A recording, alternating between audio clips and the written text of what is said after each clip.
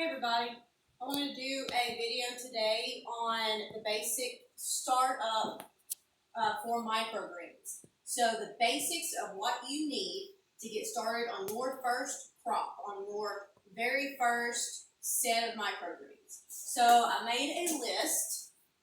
Right here is a list to get started planting. The other side is just some stuff for when you might want to package. So we're going to look here first. So first off, you need a rack, a growing rack. So here I got this rack at Lowe's. It was about $75. I got it on sale. You might be looking anywhere from $65 to $85. So this has 5 shelves. You can grow on all 5 shelves. I'm only using 4, and you could even grow on the floor as well if you wanted. So that's the shelf. This works really well for me. The only negative side that I would have to a shelf like this, without having the bottom in it, that sometimes when you uncover and you go and slide these on, if there are any seeds stuck to the bottom, then they might fall off into any pan underneath it. Not a big deal though. That would only be, just a small negative effect of having a shelf like this. Otherwise, it is great. I like it because sometimes like these lights can come through. So you see I still have this on. It just gives me a little bit more light. Okay? So then that would lead us to the second thing, lights. These lights I got from Amazon.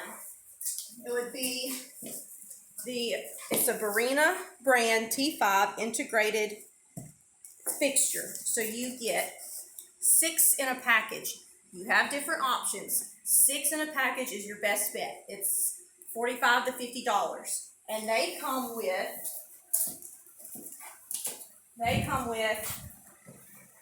it clips into the end with the on-off switch, but then you also get these little wires here that can connect one light to another.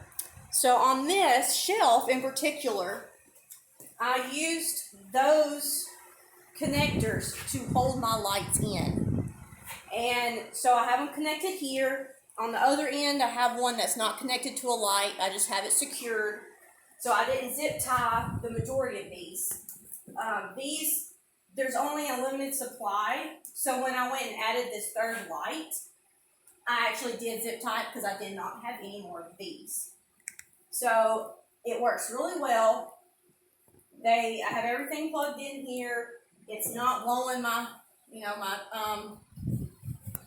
power strip or anything like that, and I have the fan plugged in. So all of these lights, they work really well. 3 for a shelf. I started off with 2. Now I'm at 3. It works really well to tie everything in. So on one rack, I can turn all 3 lights on, off, same there. One on-off switch for everything. Very happy with those lights so far. Third thing, pans. You can't grow anything unless you have pans to grow them in. So you need to get 10-20 pans. It's the most generic thing to start off with. It's generic size, because when you look at how many seeds to sow, normally that's going to be going off of a 10-20 pan. So you need a pan that has holes in it to put your dirt in, put your seed in, and then this pan goes into the pan that does not have holes. Some people do have automatic watering systems. To get started simply, you just use 2 pans and you lift that pan up, pour water in it. And it's super easy. Once a day, sometimes even every other day is when you can water. So you start off with those. I started off with a few more pans that do not have holes. A few more pans than these, because then you use these pans to put on top, or as a dome, anything like that. Greenhouse Megastore. Amazon seems to be too expensive. You can get these pans in packs of 10, but then you get multiple packs, and they're pretty cheap. It was like $7 or $8 for a pack of 10. So I'm been very pleased. I've gone back and ordered more. You can also, at the beginning, if you don't want to make this much, you can get a smaller pan. That if I had to start over again, I would consider doing that. So that includes the growing pans. I will put a link to the Greenhouse Megastore in the video description. Next, soil. ProMix is a good soil to start with. A good peat-based medium.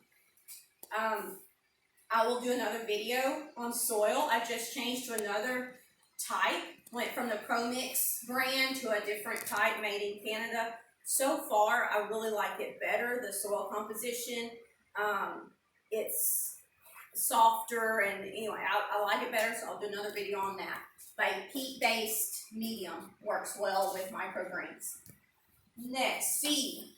You can get seed from Amazon, but it's not going to be very much. The quantity won't be much. You can go to Johnny's Seed. I use True Leaf Market. I love ordering from them. You can see I had to reorder peas, and I ordered a lot of peas. I can't really tell you prices. Don't know the prices right off the top of my head. But when I did compare True Leaf to Johnny's Seeds, or even Mums, or what in Canada, I believe, these were cheaper. So, I mean, you can get anywhere from 4 ounces of seed up to 50 pounds. And then if you sign up, then you get money, you get points, and they help you, you might get money off your order at some point. Next, you need, once you plant your seed, some seed you just want to put another tray on top, as a dome and keep it moist. But then some of them you want to put a tray on top and put bricks in it. And that puts pressure and makes those roots hold on better. So I did. So I found these at Lowe's. I used 2 in a pan. They fit perfectly. As you can see, they're kind of thick, and the only downside to that is that they're heavy for me. So I would love to find one brick a little bit thinner, but this is all I could find at our Lowe's. So you just need a brick of some sort to fit that entire tray to hold down. I usually stack 3 to 4 trays, with seeds, 3 to 4 trays, and then put that on top. I really don't like to do any more. One tray is usually too little.